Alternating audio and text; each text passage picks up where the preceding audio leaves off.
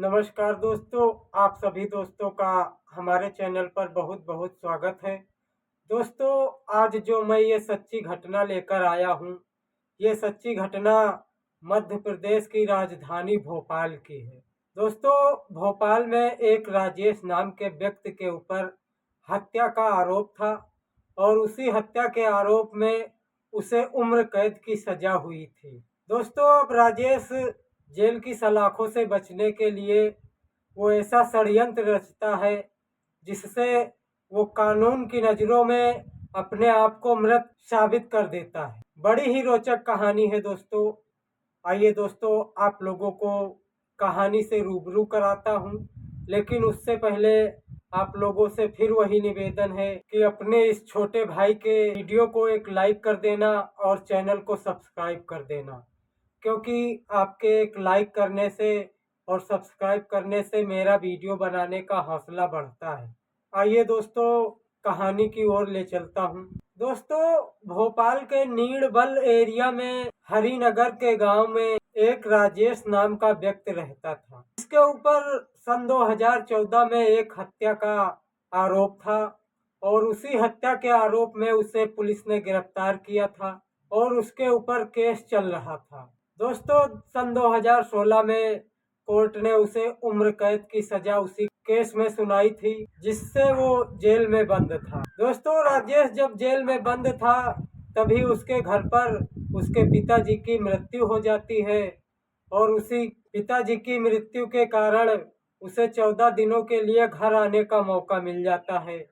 वो अपने पिताजी का अंतिम संस्कार करने के लिए 15 जून को घर वापस आ जाता है और दोस्तों उसे 29 जून को फिर दोबारा जेल जाना होता है।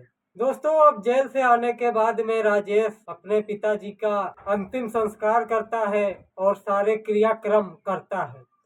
दोस्तों, ये सब क्रियाक्रम निपटाने के बाद में राजेश के पास अब सिर्फ 2 या 3 दिन शेष बचे थे, फिर उसे वापस जेल जाना था। लेकिन दोस्तों, अब राजेश काफ़ी परेशान हो जाता है जेल की ज़िंदगी के बारे में सोच सोच कर कि मुझे फिर से जेल जाना है। तो वो जेल की ज़िंदगी के बारे में सोचता है तो उसे घुटन होने लगती है और वो सोचता है काश कोई ऐसा उपाय मैं करता जिससे मुझे अब जेल न जाना पड़ता। दोस्तों, अब वो एक ऐसा षड्यंत्र रचता है। दोस्तों, अब राजेश अपने एक दोस्त को फ़ोन करता है जिसका नाम निहाल था। दोस्तों, निहाल बिहार का रहने वाला था, लेकिन पहले राजेश की ही घर में किराए पर रहता था, लेकिन अब वो कहीं अलग शिफ्ट हो गया था। दोस्तों, उसी निहाल को राजेश फ़ोन करता है और फ़ोन पर कुछ बात करता है। कहता है, आओ दोस्त, आपसे कुछ ज़रूरी बात करना है, आपसे मुलाकात करनी है।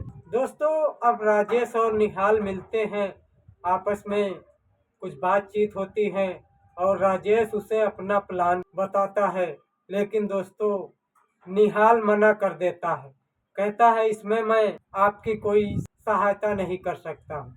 लेकिन दोस्तों, राजेश निहाल को कुछ पैसों की लालच देता है जिससे निहाल तैयार हो जाता है। अब दोस्तों, वो तारीख थी 28 जून। 28 जून को दिन में ही वो अपनी माँ को कहीं अलग छोड़ आता है। माँ को छोड़ आने के बाद में दोस्तों राजेश और निहाल ही 2 लोग बचे थे घर पर। अब दोस्तों, उसी 28 जून की शाम को राजेश और निहाल घूमने निकलते हैं, लेकिन उन दोनों ने मोबाइल घर पर ही छोड़ दिया था ताकि लोकेशन ट्रेस ना हो सके। दोस्तों, राजेश और निहाल घूमते घूमते एक पेट्रोल पंप के पास पहुंच जाते हैं। वहीं पेट्रोल पंप के पास में राजेश को एक व्यक्ति दिखाई देता है जिसकी लंबाई और कद काठी राजेश से मैच करती थी। दोस्तों, उस व्यक्ति का नाम राजू होता है। उस राजू के पास राजेश और निहाल जाते हैं और उससे कुछ बातचीत करते हैं। बातचीत करते करते दोस्तों ये तीनों लोग आपस में दोस्त बन जाते हैं और राजेश अब उसे पार्टी देने और दारू पिलाने के लिए अपने घर पर बुला लेता है और वो राजू नाम का व्यक्ति दारू पीने के लिए तैयार भी हो जाता है और राजेश और निहाल के साथ राजेश के घर पर शाम को आ जाता है। अब दोस्तों, ये तीनों लोग घर के अंदर प्रवेश कर जाते हैं और राजेश ने घर का दरवाजा अंदर से लॉक कर लिया था। तीनों घर के अंदर बैठकर शराब पीते हैं। निहाल और राजेश ने राजू को खूब जमकर शराब पिलाई। जब दोस्तों राजू शराब के नशे में मदहोश हो गया और वो अपना आपा खो देता है, तब राजेश ने उसका गला दबाकर उसकी हत्या कर दी। हत्या कर देने के बाद में दोस्तों उस राजू नाम के व्यक्ति की लाश को फर्श पर लिटा देता है। फर्श पर लिटाने के बाद में उसके हाथ और पैरों को एक रस्सी से बांध देता है। उसके बाद में राजेश एक सुसाइड नोट लिखता है और उस सुसाइड नोट को एक अलमारी में सुरक्षित रख देता है ताकि पुलिस को वो आसानी से मिल जाए। इसके बाद में दोस्तों राजेश अपनी बाइक से पेट्रोल निकालता है और घर में रखे कुछ पुरानी रद्दी कागजों को उसी के लाश के ऊपर रख देता है और उसी रद्दी के ऊपर पेट्रोल छिड़क देता है। उसके बाद में राजेश और निहाल आंगन के रास्ते से छत पर आ जाते हैं और छत पर आने के बाद में वो घर के बाहर निकल जाते हैं।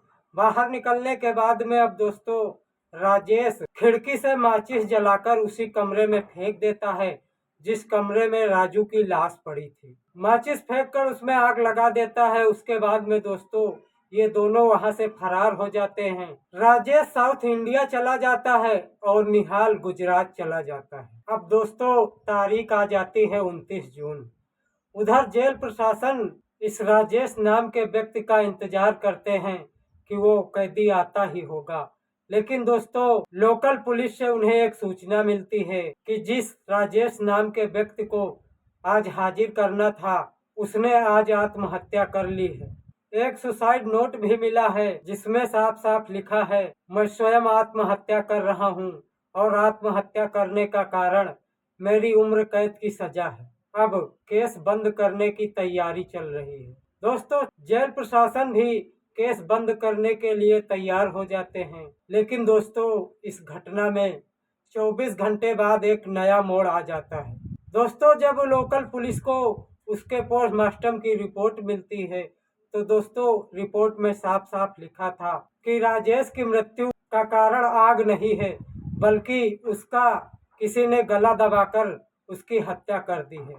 दोस्तों अब पुलिस काफी सोच विचार में पड़ जाती है कि वहां पर तो सुसाइड नोट भी मिला लेकिन पोस्टमार्टम रिपोर्ट में गला दबाने से हत्या हुई है। अब पुलिस काफी सोच में पड़ जाती है और इस केस की जांच शुरू करती है। दोस्तों पुलिस ने राजेश के रिश्तेदारों का सहारा लिया जिससे राजेश का एक नंबर मिला जो नंबर उसने जेल से आने के बाद में चालू किया था।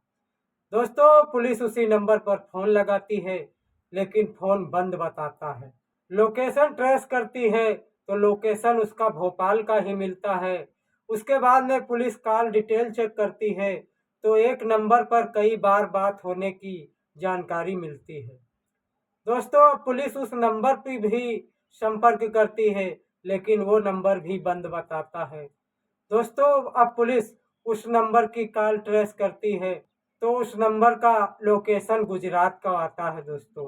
दोस्तों वो नंबर किसी और का नहीं था, वो नंबर उसी के दोस्त का था जिसका नाम निहाल था। दोस्तों अब पुलिस एक टीम तैयार करती है और टीम को लेकर जाकर गुजरात पहुंच जाती है और दोस्तों गुजरात में पुलिस ने निहाल को गिरफ्तार कर लिया और गिरफ्तार करने के बाद में पुलिस जब कड़ाई से पूछताछ करती है तो उसने सारा सच उगल दिया।